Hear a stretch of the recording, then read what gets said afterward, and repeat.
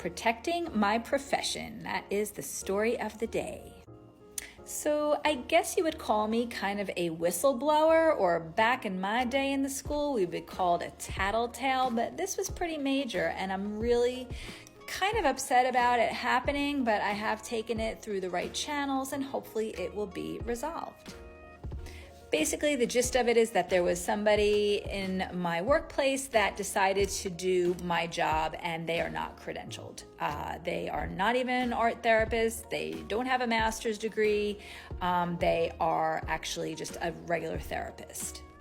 So without getting into grave detail, basically they took one of the directives that I do that comes from a resource book that is written by a board certified art therapist, and they ran my group in my absence doing this directive with absolutely no skill set.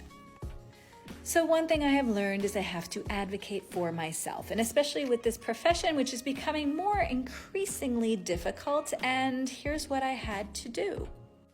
So first and foremost, I needed to educate my superiors about what it is that I do, because in all honesty, living where I live in Texas, there's not a lot of me around, and I do feel like I'm a pioneer in my field. And I don't have a problem doing this, and I am happy to educate anybody, but I did need to tell them that the difference between an expressive therapist, a rec therapist, and an art therapist is a huge, amount of money because the schooling, but is a master's degree. So that was part one.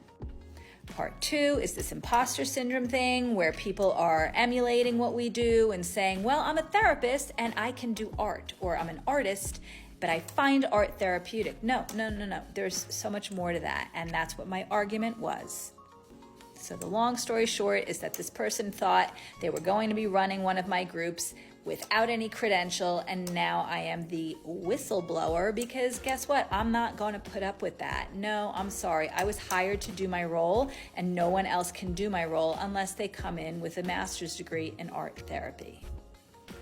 Moral of the story, I know you're like, where is she going with this? Be careful. If you are working with an art therapist, please make sure that they are credentialed. You can go to ADA, which is the American Art Therapy Association website, and make sure that the person that you are working with is credentialed. They will show up in there. So please make it a point. It is so important because you want to work with somebody who knows what they're doing and that you are going to get that therapeutic benefit that you should be getting, and working with somebody who knows their shit.